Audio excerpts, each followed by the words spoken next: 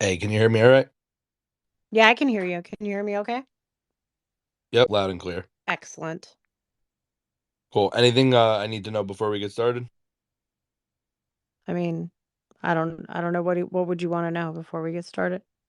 I don't know, nothing. I don't know. Sometimes people just say something. I don't even remember what. Usually nothing. Usually nothing. All right.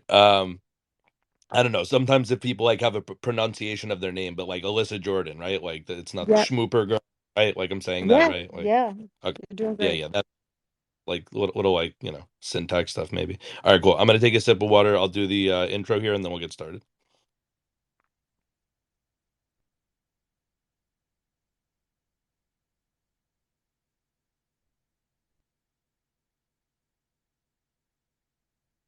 Welcome to the Talking About Life podcast. I am your host, Ian Lepkowski, or Kowski on Twitter. My handle is at KOWSKY _ETH, as in the first three letters of Ethereum, ENSKowski.eth.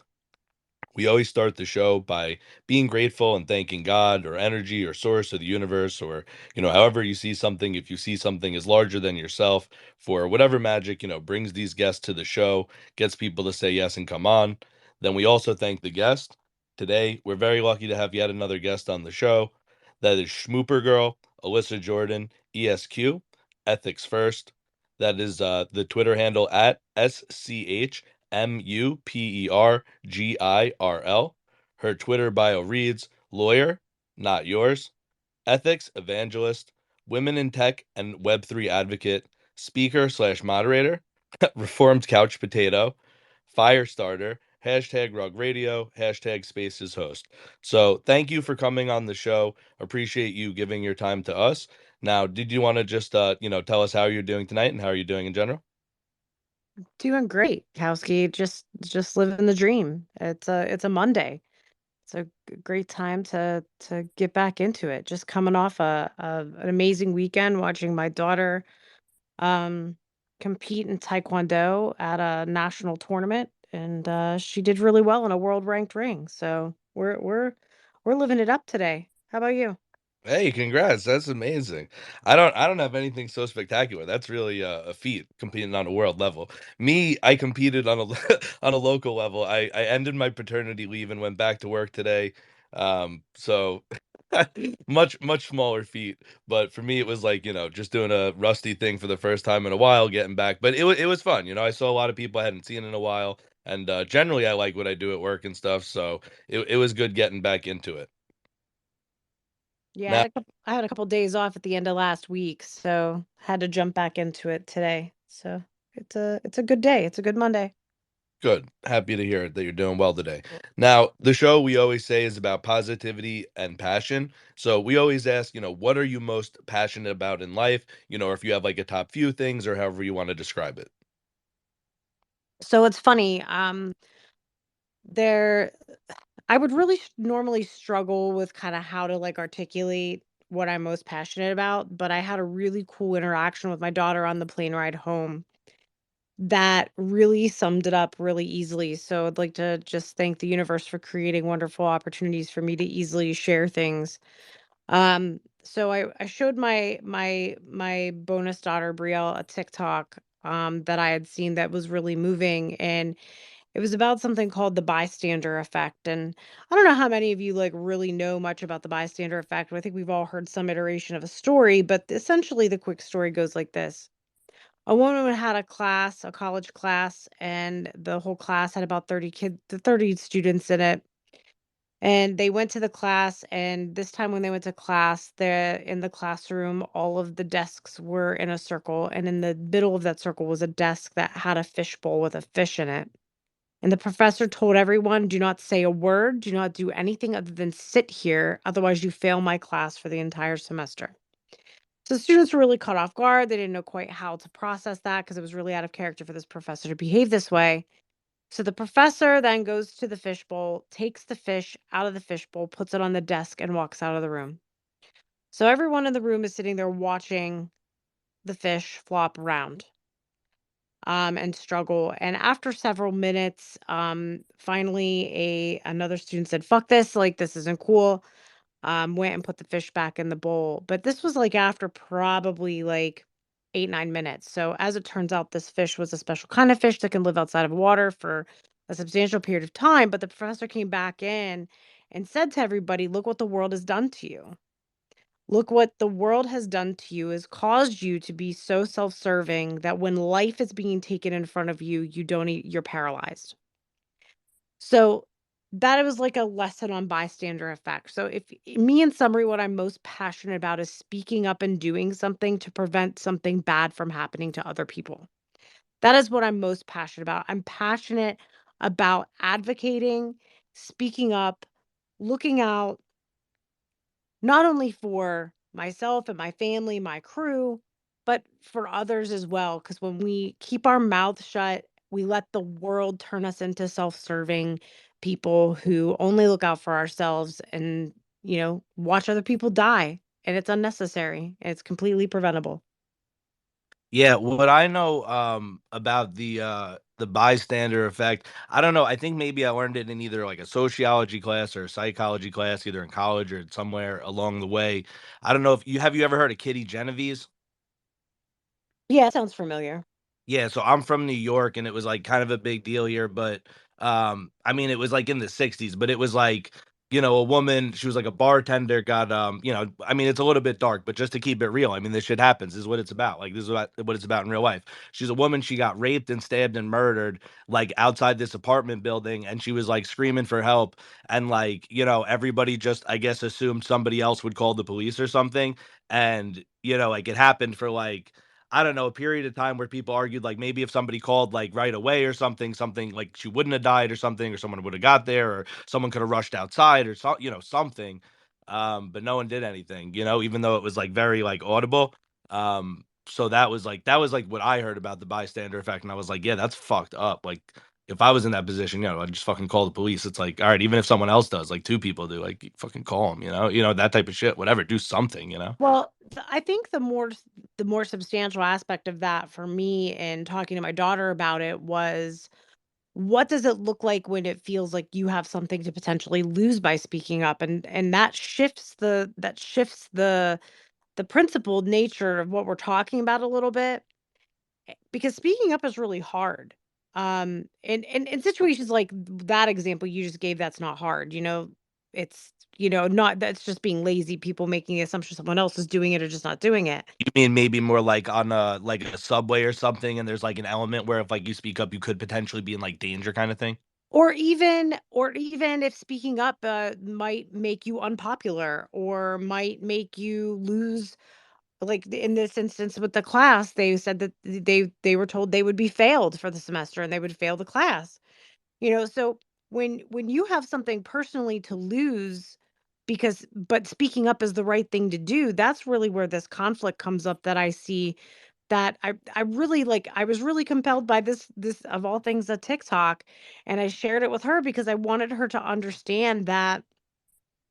Well, it was a great connection point for her because she's 14, so we were able to have like a really interesting conversation about it. And she actually retold the story at school today too, but really in summary, it really summarizes for me that I have experienced in my life repeatedly what happens when someone doesn't stick up for me. And it's really shitty when people are in the position to have your back or to just open their mouth and can save you from a traumatic experience, from being treated unfairly, from a variety of things, and they just don't do it because they don't want to get caught up in they don't want to get caught by shrapnel that might fly when, because of the disruption that speaking up has. And my passion really lies in the fact that I am extremely motivated and encouraged by the fact that speaking up is part of my purpose on this planet. Um, I really hate confrontation, but I'm really good at it. I don't know how that works. I don't know why that works, but um seeing something and saying something even when it's really really hard and you have a lot to lose could save someone's life. It could change someone's life. It could alter the trajectory of everything for another human being that might just do something that changes the world, and I think it's highly, um, underrated. Alyssa, let me ask you, like, let's say, someone's listening and they're like, kind of inspired, right? But they're like still feeling like a little meek or timid, right? They're like on the fence. They're like, I don't know, I'm not the type of person that usually speaks up. Like, I don't go out in public and like talk and like, I don't do spaces, podcasts. I'm a listener, whatever. Like, it's just like, how do I speak up? But like, you're right. I should in these situations. Maybe I don't have to do this and that, but like, then I should, but I'm struggling. I don't know. Is there something, or like you said, for it's like a kid that's like, okay, I want to speak up, but I don't want to be unpopular. Like, you said you're kind of giving advice on this now. Like, what advice would you give on it? So, something that, like, I've been asked before in sort of different contexts, but it applies here that I give advice on is if you find that you're a little bit more of an introverted person, or you're not a person who is comfortable speaking up, speaking out, whatever it is, find yourself an extroverted friend who can do it. We all have an extroverted big mouth friend that's willing to do that. And if you need one, hit me up. I'm happy to be your extroverted friend. But I think that the lesson there really is that start small. Go to people that you know you can trust, go to people you know who are safe, and speak up to them if speaking up to an authority just isn't quite there for you yet, or if speaking up to someone who's regarded as an influencer, celebrity, whatever, isn't for you yet. You know, I think that when you feel supported, it's a lot easier to advocate not only for yourself but for others, but more importantly for yourself.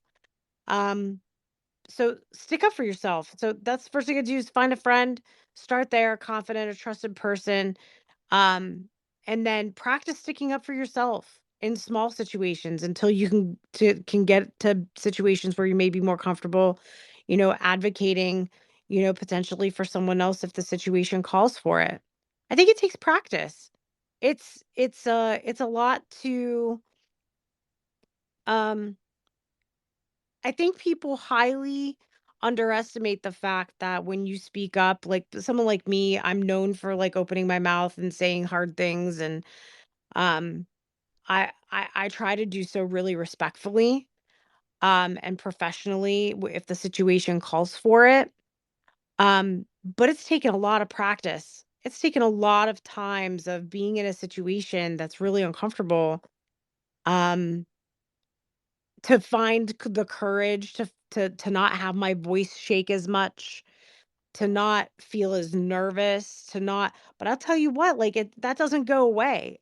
I've it doesn't just go away. So if you're gonna walk into this expecting that you like suddenly you're gonna feel invincible and strong and powerful, and it's just gonna be easy, it's not. So set the right expectation, as well as probably a really good piece of advice is that it's still gonna be really hard and it's still gonna be really scary, and you do scary things anyway.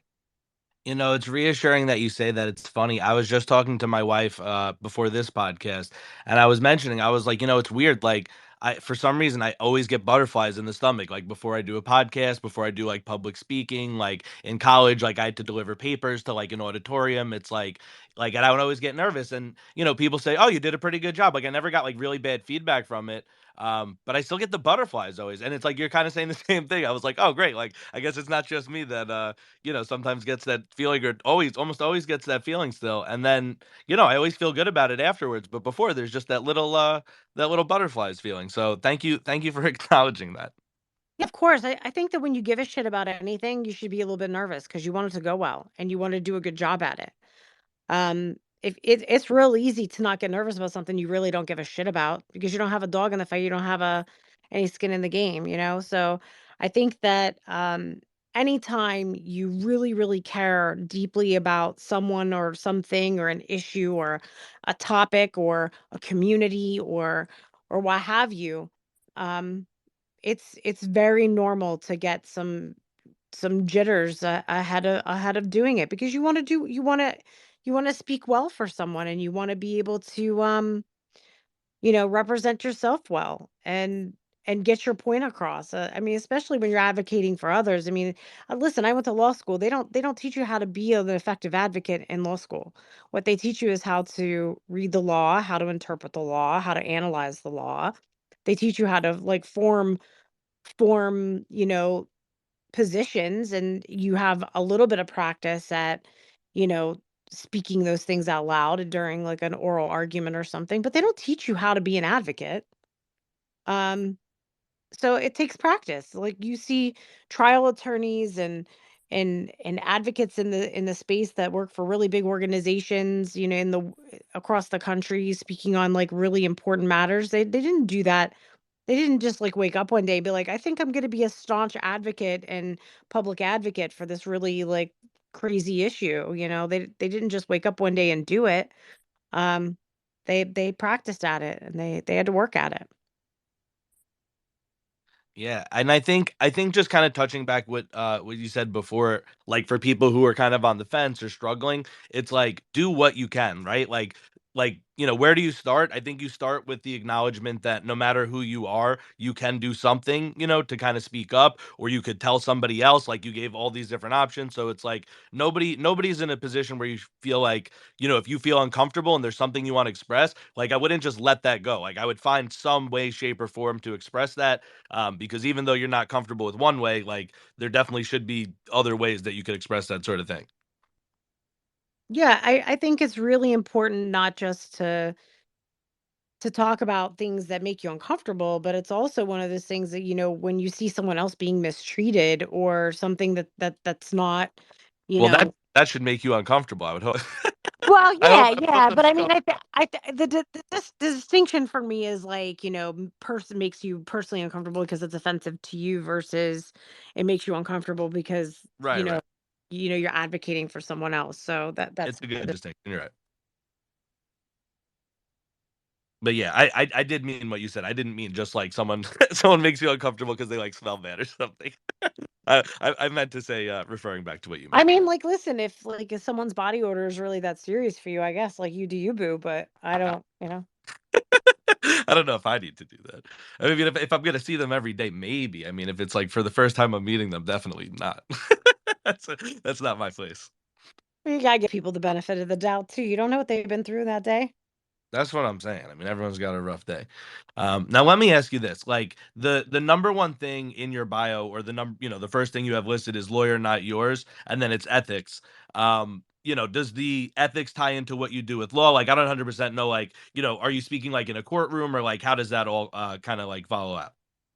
Yeah, so I'm a lawyer because that's what I'm licensed to do. But I'm a lawyer for a company. So I have established my career throughout the years as a compliance and ethics professional who became a lawyer, and integrated legal analysis and advocacy into the framework of the career that I had already established. So compliance and ethics, and law are all things that I specialize in specifically for corporate structures. So business ethics, business law, regulatory compliance, things like that. So my career went from being, I started off as a social worker.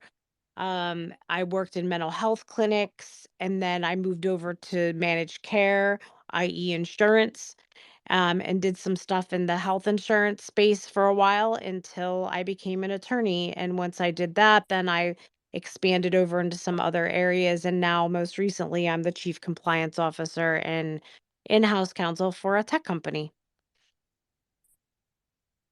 Let me ask you this. I mean, I feel like it's like undeniable the passion, like in your voice and in your words and in everything you're saying, passion and compassion. Is there something like, like where does all this come from? Like, is it something like early in your life? Is it something like, like, is it many different things? Is it like kind of like a series of events? Like where did all this inspiration that you have and all this passion come from to go like in this direction and, like be such like an advocate? I think it goes back to the original story I kind of started with about that bystander effect. Is I had a few situations when I was growing up where people who should have spoken up for me and had my back didn't. And I mean, honestly and truly, like, that's the root of all of it, but also, like, I was also a kid that grew up pretty poor, and I saw lawyers on TV, they looked really rich, and I didn't wanna be poor, and so, like, I wanted to be a lawyer from a really young age, for the purposes of, like, financial gain, and they were always so smart and dressed well and whatever, and that was attractive to me whenever I was really young. Um, I actually didn't end up taking a path directly towards becoming a lawyer either. I didn't go to law school until I was in my early 30s, and I was a single mom working full time during the day, going to law school full time at night. So, I didn't have a straight path to get there, but I think, like, as a kid, it was rooted in, that dream of what a lawyer is supposed to be or what we saw on TV. And then as I got older, the passion for ethics and compliance and advocacy came from the fact that I knew exactly how it felt to not be advocated for. So I learned how to advocate for myself. And then it turned into advocating for others who maybe didn't know how to advocate for themselves or didn't have the resources to advocate for themselves. And I carried that through all the sort of, like, it's a thread that runs through my entire career. Um, but, now looking back, I can see that my draw to that really was rooted in the fact that someone should have likely spoken up for me, or at least heard me when I spoke up, and I wasn't heard, and I wasn't advocated for. So that's where I believe the root of that passion lies. Now, I don't know if it's, like, intentional or not. Do you wanna, like, touch on that at all, like, what the situations were, rather pass over that? I'm not here to push boundaries, but just, kinda asking. Yeah, we're not going to get into that tonight. Not don't have to get into that. That's totally fine.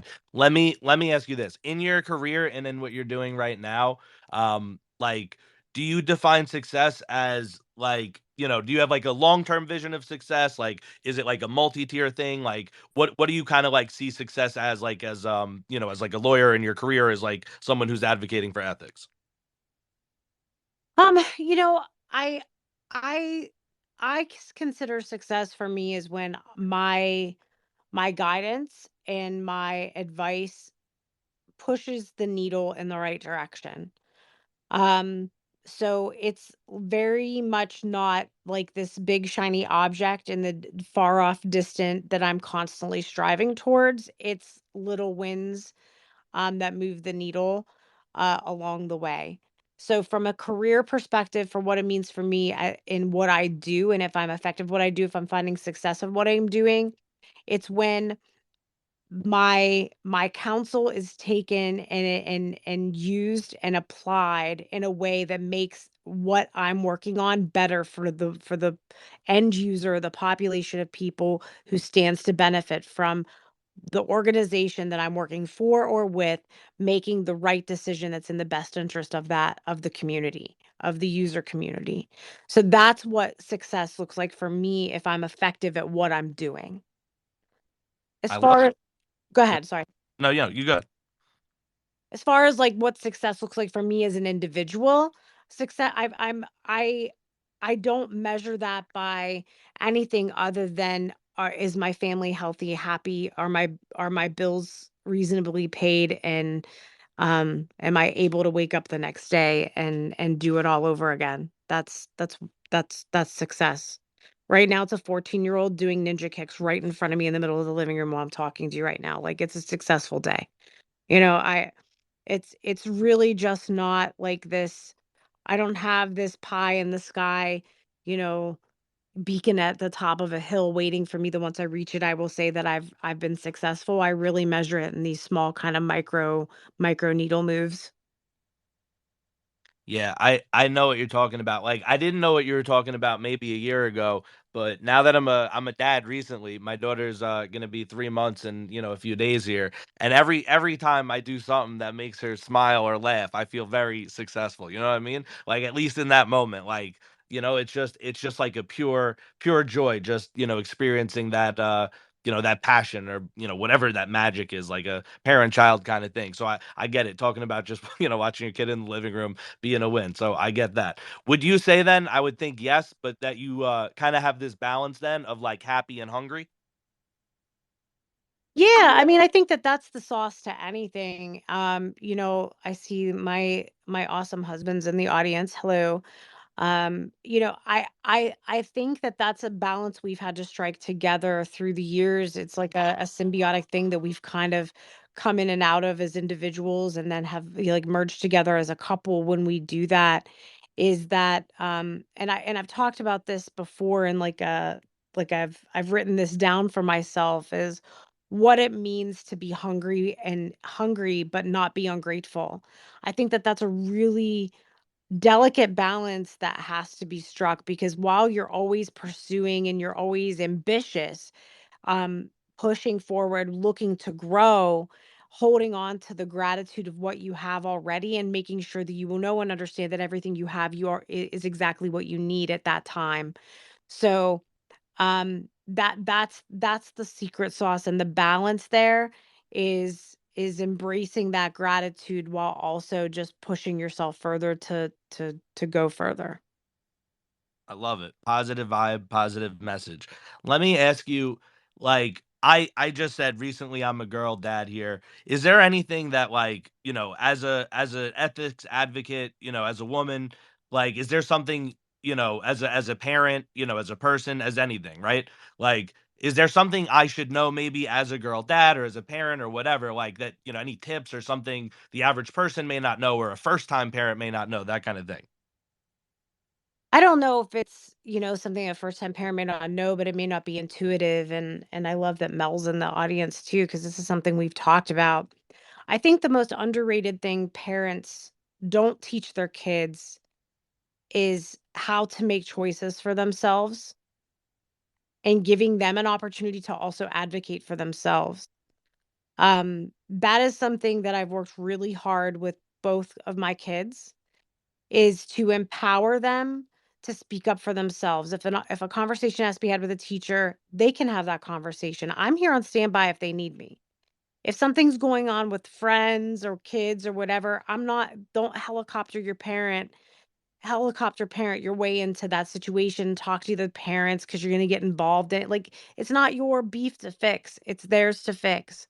I think we really sleep on kids' ability, that when they're empowered with the information, we underestimate their ability to make choices for themselves and advocate for themselves. And when we give them that power and allow them to execute on it, they will blow you away every time. If we just give them, it also teaches them to trust themselves.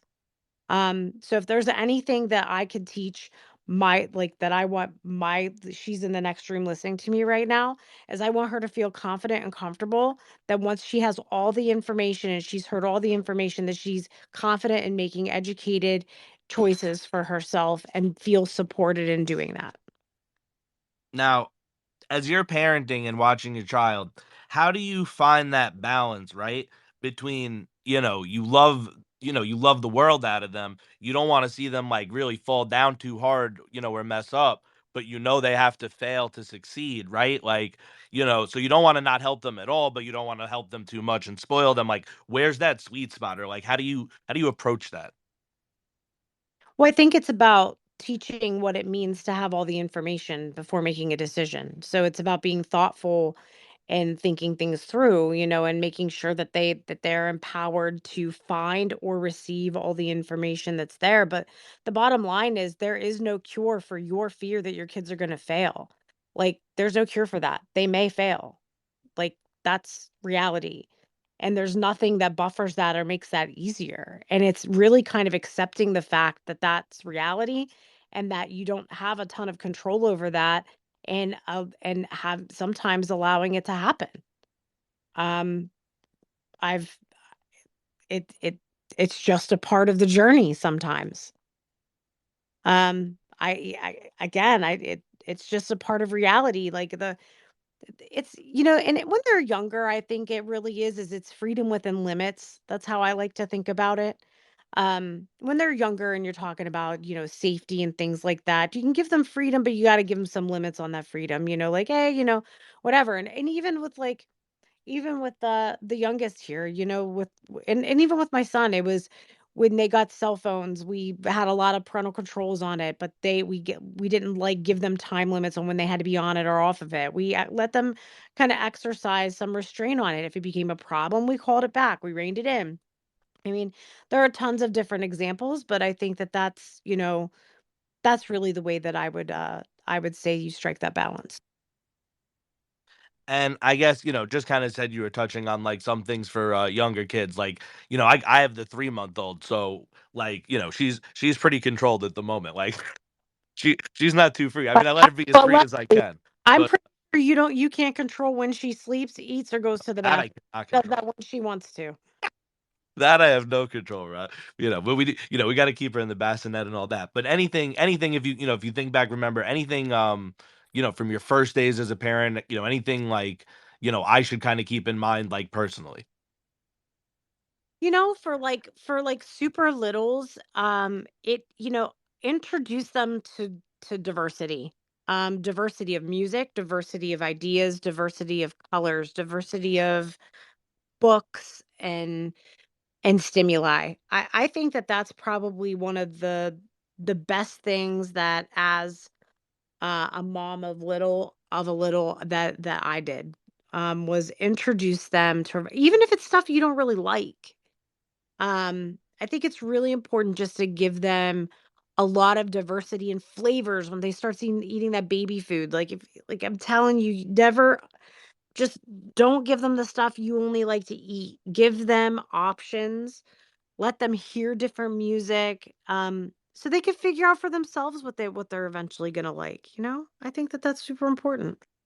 Yeah, hit them with that, like, Baby Einstein and stuff, right? Where they, like, mix in all different sorts of sounds and lights and shapes and, characters and music. You heard about that? Oh yeah, that's been around for a hot minute. Yeah, it's just it's not even just that. Like play different music in the car. Like, have gangster rap day if you need to, and then have, metal day, and then have, some Adele or whatever. Like mix it up. Let them listen to different things and kind of experience the world not so much in a vacuum. Between me and her mother, she'll probably listen to, everything but country. I don't know, someone else she'll have to find that on her own, but neither of us are too privy to country, but pretty much everything in between and around that where one of us is into or both of us are, so that won't be a problem. I love music. But, speaking of music, just real quick, I mean, this aside, what's your favorite music? Do you have, like, a favorite band or anything like that, or Yeah, so like I have really eclectic taste in music that ranges from oh god, just I had License to Ill memorized when it first came out. I'm not going to say what year that was, but I was young and listened to License to Ill like it was like on repeat on a cassette tape, okay? It was good shit. So, that's how I kind of grew up. I love Weezer. Weezer is my all-time favorite band. To this day, you put any Weezer song on. I love Queen. I love Broadway show tunes. I'm a sucker for a Broadway soundtrack. And I also love Harry Styles, and some days I need Beyonce, and some days I need T Swift, and sometimes I need Selena Gomez, or sometimes I'm, you know, just listening to Imagine Dragons or Coldplay, like whatever. But I tend towards like rock alternative for the majority of stuff that I enjoy. But no one better fuck with Weezer. They're my favorite. I'm into literally all of that and more. I love that. I also like I like techno a lot, all sorts of different techno bands. I like Dave Matthews, like all sorts of different music. I like hip hop, uh literally everything. Country, even some stuff like I know Kid Rock went country. Some songs are like okay. I'm not heavy on the country. I will say I took a trip to the state of Washington, and when you're out there in the mountains, it feels right. Then the country match. But like I live in the suburbs and it just I don't know, it's not right for the environment. It doesn't match up. I That's just how I feel about it. I grew up on really old school country, so like I have a certain respect for like old school country, like the old stuff. Um I don't knock anyone for liking it. Yeah, like, I grew well, no, like I said, I have a healthy respect. I don't particularly like it. I just have a Love it. um, but, like And then, like, in the '90s, like, Garth Brooks was okay, like, I enjoyed some Garth Brooks, like, there's a few songs from, like, the '90s that like, everything from the '90s was great anyway, but, either way, like, there's some country I can tolerate a little bit more, from the '90s or, like, the really early stuff, but otherwise, it's a no from me on country as well. I actually make fun of my husband a lot when he listens to it. Yeah, I'm happy to hear that. Unless you're in the country, then it's kinda when you see the cows, it's like, "Alright, I get it." But otherwise, yeah, nah. When in Rome, it's that kinda thing for me. Now, just kinda touching back on what we were talking about before, like I said, you got a lot of confidence, a lot of passion. Me, when I was kinda trying to figure out what I'm trying to do, I still say, like, I still don't know if I know what I wanna be when I grow up kinda thing, I'm still tasting the world, at 31 and having a good time and being a dad and all that. Did you ever have a po like, I switched my major, like, 3 times in college, like, and then still did nothing relating, to any of them. I went through, what'd I do? I went through business and then psychology and then English and then ended up, like, now I fix computers. I sold insurance for a while, like, I did all sorts of different things, like, sa all sorts of different sales, customer service, like, waiter, all this stuff. Um, did you just have, like, a straightforward journey? Did you have, everybody obviously fails in life. Did you have any, like, particular, like failures, but failures where you were like, "I don't know if I wanna fucking be a lawyer, if I don't maybe fuck this kinda thing," or were you always, like, totally convicted? Yeah, no, like, no. Bad joke. I grew again, I said I grew up kinda poor, so, like, it wasn't, like, in the scope of for me to, like, even have aspirations to do much, and I was when I was in high school, I struggled with ADD and had some I had really great grades, but I wasn't at the top of the class, and, again, I came from a poor family, so my guidance counselor told me that I would probably be better suited to go to secretarial school than try to go to college. Fuck that guy. Anyway, boo. But, Boo. I'm I mean, like, when I was younger, I worked doing, like, odd jobs. I worked, at McDonald's and Long John Silver's. I did fast food. I worked retail for a little bit. I was a cash office manager for a chain called Farmore, Pharmor, back whenever I was going to college. So I worked, like, a lot of hours during the week and then went to school full time in my undergrad. So, like, I did stuff like that, but again, like, it wasn't linear for me. I had wanted to go to law school when I was shortly after I finished my undergraduate degree. But I was married at the time, and my husband at that time just really wasn't supportive of that. So I ended up going to graduate school, getting my master's degree instead. We ended up getting divorced like I got divorced in October and I graduated with my master's degree in December. So thanks for that timing. Um but no, like, I failed at plenty and changed my trajectory plenty. Like, when I graduated from high school, I was really religious. I was very into, like, Christianity and the church and everything else, and, I spent my entire summer after graduating from high school as a missionary in another country. Um, and it Wait, was tell me actually about that yeah. sounds wild.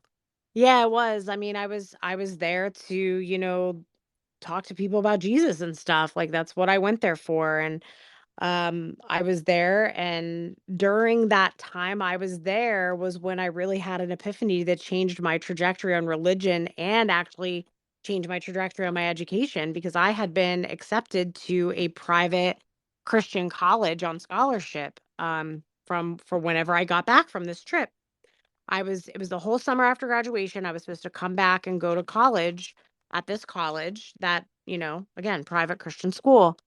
While I was in doing this missions work, while I was there, I was, like, looking around, and I had this, like, realization as I was looking around that the audacity that I needed to have to go into someone else's country where they had established, customs, religion, and beliefs and tell them that what they believed was wrong and what I believed was right felt completely wrong to me.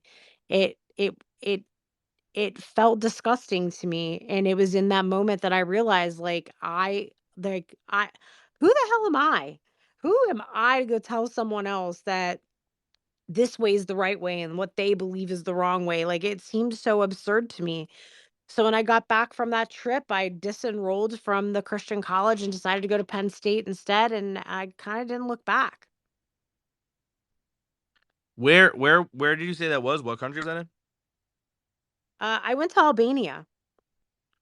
What do they speak like Spanish over? I don't want to be insensitive. What Albania. what They language speak and their language is Albanian.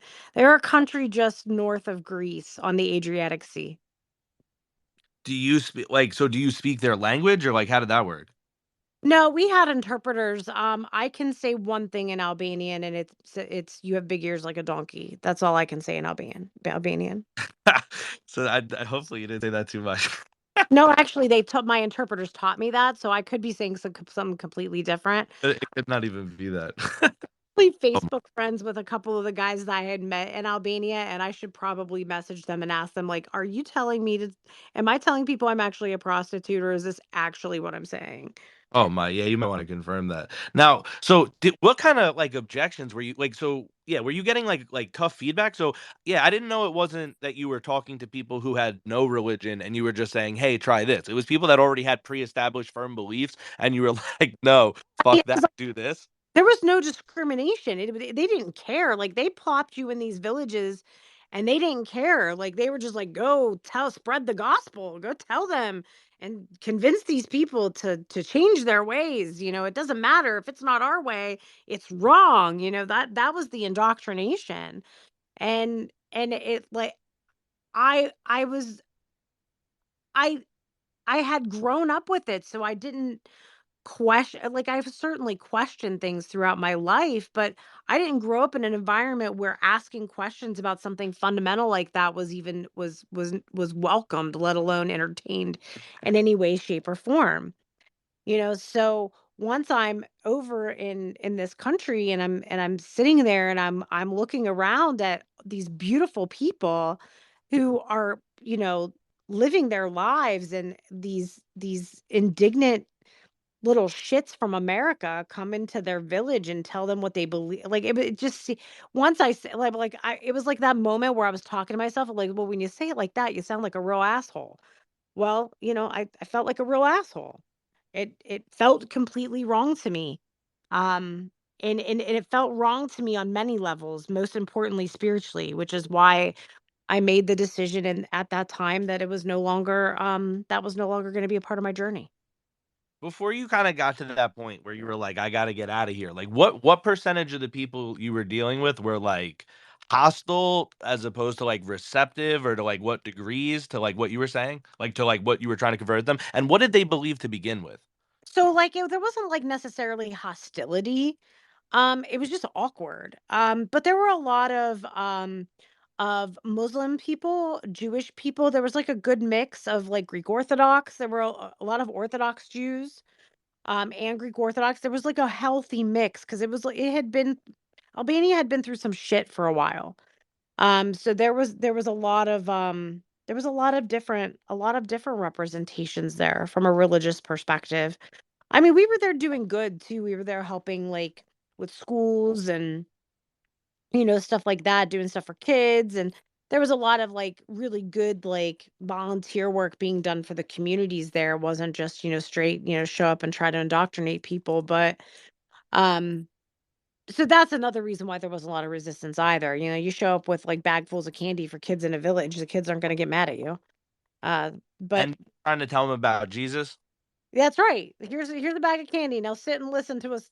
Now sit and listen to this production that we're gonna, try to convince you to change your ways. Do you have different pitches like for different like if you're trying to convert like a Jew or like a Muslim, like was there different pitches for different kind of like starting points? This is not my job, and it was something I did for a summer. So I'm not a subject matter expert on what it means to, like, I just got curious. I'm sorry. I didn't mean to harp on it. Sorry.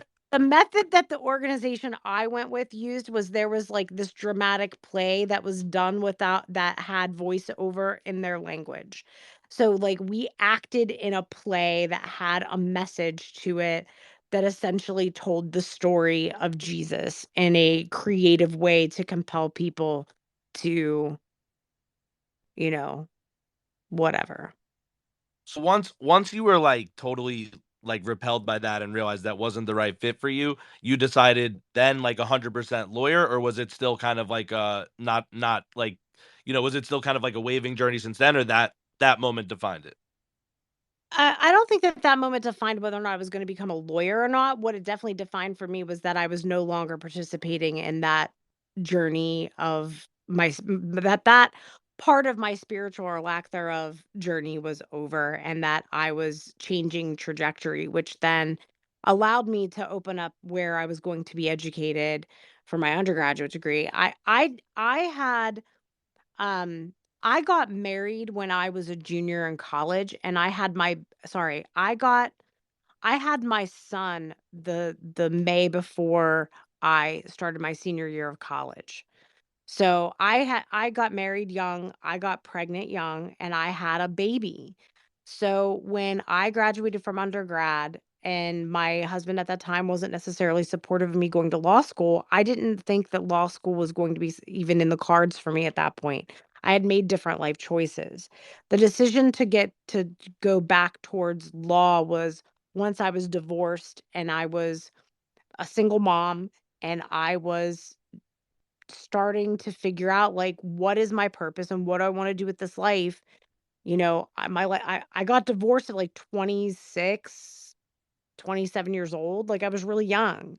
So it didn't make sense for me to believe that my life was over. So I just started kind of exploring what would it mean to actually follow through on this thing that I wanted to do since I was a kid? What would that look like? So I took the LSAT and was like, "Oh shit, I did pretty good on that."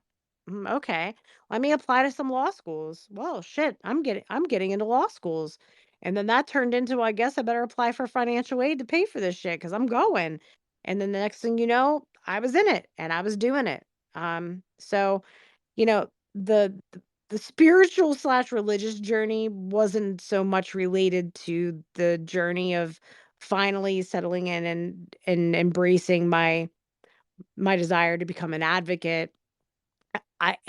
They're not really related other than I don't know that I would have gotten here had I stayed on the trajectory that I was on with where I was religiously because that culture of that specific religion was not really encouraging of women, growing and expanding and, you know, doing things differently. So, they're sort of like not related, but I guess they could be mildly.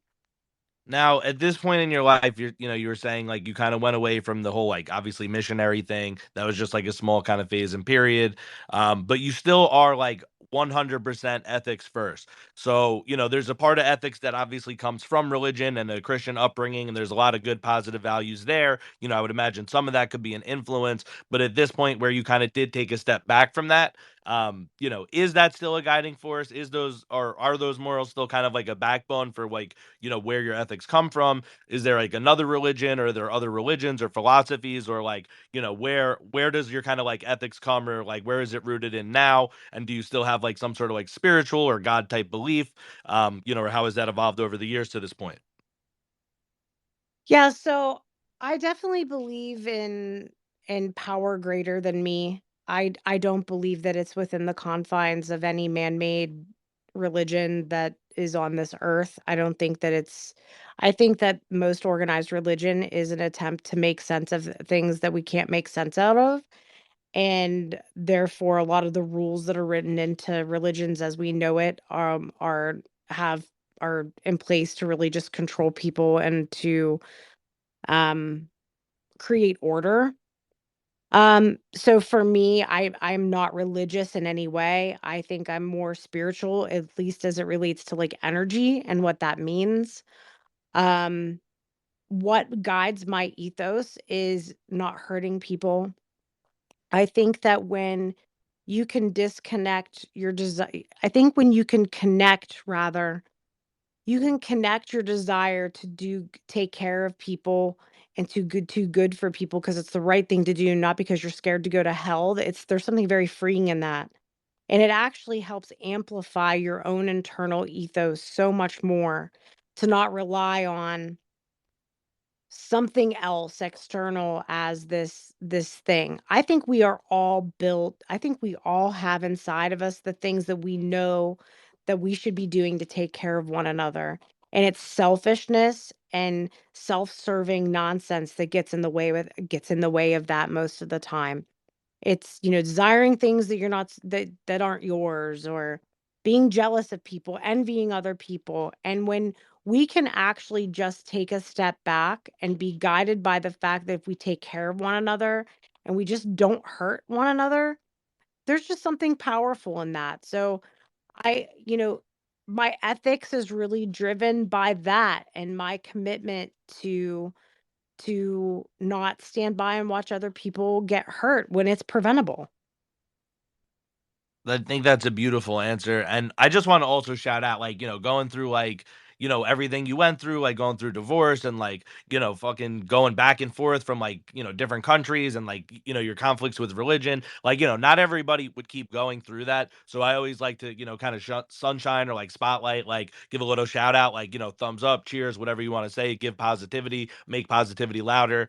To people who do something fucking cool like that, because that's what I believe in. I believe if you have a obstacle, it's a challenge, it's something to learn from and grow from. You said, you were 26 and you were like not going to be fucking defeated. You were going to keep going in life. You were going to keep figuring out what you wanted to do. You kind of had that moment where people say, like, if you don't know what you want to do, think back to like what you wanted to do as a kid. And you said, yeah, like you had this kind of long, like, this deep sensation of like, all right, I always kind of wanted to do this. And then you're like, now's the time to go after it. You had this like pattern break or pattern disrupt moment in your life. And rather than like getting lost in the chaos, they say chaos is like, crazy, but it's also an opportunity. You like took the opportunity and you went in like a different direction, but it was a positive direction for you.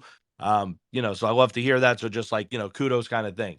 I wanted to ask, because I think it's interesting. I find a pattern in a lot of people who find some sort of success, right? Is that they do fail a bunch or do go through some sort of dark journey.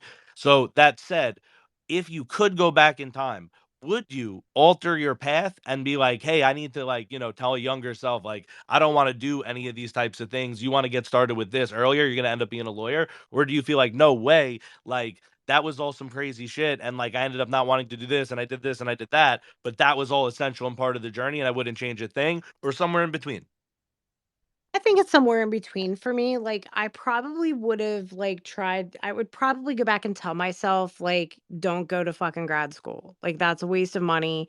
You're gonna be in insurmountable student loan debt. Let's like take that mountain off of it and just not make it that bad. So I probably like, knowing what I know now, and like that's always it's always so easy, hindsight being 2020, knowing what you know now, what would you go back and change? Like, I wouldn't change much except for some of the student loan debt, truthfully. I think the path that I needed to do what I needed to do to get on the path that I got to get on this path. Um, Nothing makes you value honesty than being lied to. Nothing makes you value the ability to advocate for others is when someone didn't stick up for you. Nothing makes you value the things that that make you who you are more than when you didn't have it. And I wouldn't have that perspective if I had not gone through some of the things I had gone through. So I wouldn't want to rob myself or my kids of my learning the lessons from those tough experiences, because I think that they've gleaned the benefit of that. I think my marriage has also gleaned the benefit of it as well. Like, I had a failed marriage, but my first failed marriage is one of the biggest reasons why I have a strong second marriage. Like, being a single mom of a little boy whenever I was in my 20s made me a better bonus mom to my bonus daughter down the road. Being, going through some really tough situations in my 20s with friendships made me a much better friend to people today. So there's not a lot I would change, but I've definitely changed student loan debt. That shit sucks. Student loan, that would be a good thing to change. Yeah, I don't know if you ever saw that movie, The Butterfly Effect with Ashton Kutcher, but every time he changes something, someone's fucking head explodes or they lose an arm or something horrible happens, and it's like it's just crazy. And that movie made me think I would not change anything because I would be so scared if I changed something thinking it made something better and it had this like ripple effect and something else like worse happened. I'd be like, holy fuck. Like, yeah, obviously something like better could happen, but like, am I fucking ready to roll cosmic dice like that? Like, I don't fucking think so. Like, I'm not. My life would have to be pretty fucking in a slummy moment, and I'd have to lose all faith to roll some dice like that. Otherwise, I believe I'm gonna get out of it somehow and overcome it. Like, I don't know. I don't know about rolling dice like that. I would not. I wouldn't change a damn thing. Now let me just tell you here, we're in the last 10 minutes here. We always do like, if you like, you could do like any sort of like self promotion. So I don't know, if you have like a website or like, a few things that people you want to like, tell them where to follow you. There was a few things we didn't get to, speaker, moderator, reformed couch potato, fire starter, rug radio, spaces host. I don't know if you want to shout anything out, but this last 10 minutes is either to do that or we could talk about whatever else, but just want to, give you the same kind of spotlight we give all the guests. Hey, thanks. Yeah. So Tuesday nights at 8:30 p.m. Eastern Standard Time, my husband Ron, Jordan and I host a space called Growth Mindset Moment. And it is our weekly spaces that we hold where we talk about growth mindset techniques that we've employed or things that we talked about. Last week, I talked about ADD and ADHD because I struggle with it and shared my story and journey about coping skills there. We talk about parenting, marriage, co parenting with exes. We talk about um, Ron's an endurance athlete, a Brazilian jiu-jitsu purple belt, and he's also a second degree black belt in Krav Maga. So he talks about a lot about pushing himself physically. I'm a reformed couch potato, so I talk about what realistically it looks like for someone to go from inactivity to some activity. I'm not an endurance athlete, so we talk about all of those different things and kind of ways to navigate through that. And we are a rug radio production on for that show, and then we also have a podcast on everywhere you get your podcast, and you can find any of that information on at the website thestarspodcast.com. So that's where we kind of do our thing there. Um, I I would say that that's probably the biggest thing that I would promote. Come to our spaces. We have really fun conversation. We play this or that at the end of every show. Um, G is for great, who's down in the audience right now. Leads does our intro for our growth mindset stretch. So every week we try to bring something into to stretch our minds a little bit and talk about something that's a little bit outside of the normal of what we would normally talk about, just to kind of grow and a little bit, but, that's really what I'm up to. Everything else I'm doing is sort of like IRL non-Web3, I'm a chief compliance officer at a tech company, a women-owned tech company, and we're changing the world for victims of domestic violence. So I guess if I have a platform, I'm just gonna say, domestic violence and domestic abuse is real, and it's, present in the lives of people, whether you realize it or not. So please, support your local organizations that help victims and survivors of domestic abuse and domestic violence, get their power back. Um, that's something that, at my company that I work for, we are really proud to provide technology to kind of help that happen and to help, save some lives. So uh don't forget about, domestic abuse and domestic violence is a real problem in our country and across the world. And, if you see something, say something. Someone may need your advocacy. One more question I have for you here. Just and yeah, sorry, wait. Actually, before I ask you that question, just definitely want to echo that. Anyone who's struggling with any sort of those things, kind of what we were saying before, you should definitely come forward. Don't stay in a situation where someone's hurting you, abusing you. I also advocate for like mental health, that sort of thing. If you've like gotten out of a situation like that, like you should try to talk to someone. You may want to make like a psychiatrist, you may need medicine, you may not. I would just say be open to all that type of shit. Be open to like that there are resources, that there's like groups dedicated to help you. There's people like Alissa, there's advocates, and it's definitely not something where you have to stay in that situation. Um, Now, Alyssa, I wanted to ask you this. How do you find the discipline to kind of, you know, not be a couch potato, to have gotten through law school, like all of what you're talking about, to speak up, to be an advocate, all of that takes discipline. It's a core element of everything you've said. It's something I personally struggle with. I'm like erratic sometimes or creative, and I find hard finding that discipline. I am persistent, so I'll get back to things, but it's like always in this weird path. How do you find it disciplined to have forged forward the way you have? A necessity. Nothing makes you realize that you have to do something more than having to do something. And it's really making myself understand the things that I have to do. Um, and they're not optional. So, discipline is not intuitive for me either. It's not something that I sit down, like my brain doesn't work that way. It's just literally not wired that way. But necessity changes everything. So I didn't have an option to fail out of law school, Kowski. I would have lost my ass and let myself down, and failure wasn't an option. So I had to get through it and I had to do well. I had to pass the bar. Failure wasn't an option. Dying young is not an option. So I have to take care of myself. Being, you know, sad and miserable is not an option. So I have to choose to not do that sometimes. And that means sometimes putting on my shoes and seeing how they feel to get my workout done is what I have to do so I don't feel like shit. So it's about making things a necessity. Um, when you need to do something, that's what kicks in, when you don't have the discipline or motivation necessarily. It's about what you got to do to survive. So I just teach myself that there are certain things that I need to do for baseline survival.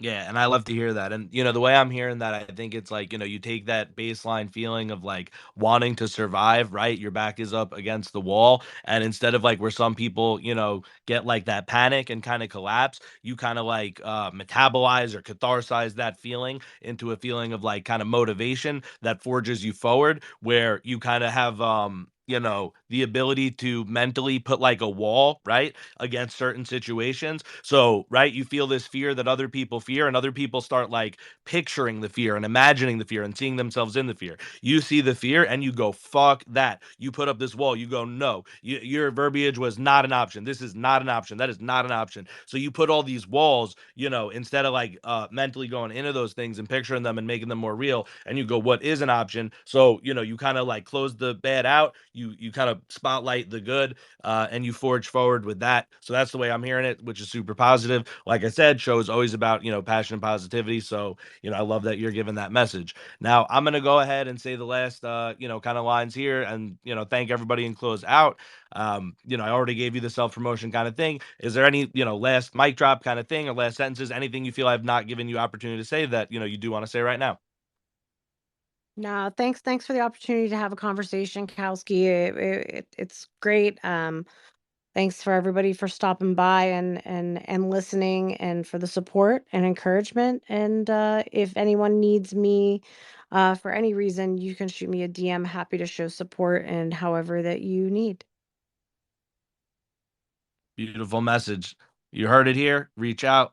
We've said it, already, but I'm going to say it again. If you're in a domestic violence or abusive type situation or verbal abuse or physical abuse or some sort of like, neglect or whatever it is, don't feel like you have to be alone. There's support groups, there's people, there's, legal matters. So, reach out. There's mental health advocates, there's medicine, there's all sorts of different options, maybe even fucking acupuncture. I don't know, get a massage. There's different things you could do, but try to, do something that makes you feel better, exercise, hydrate, all that stuff.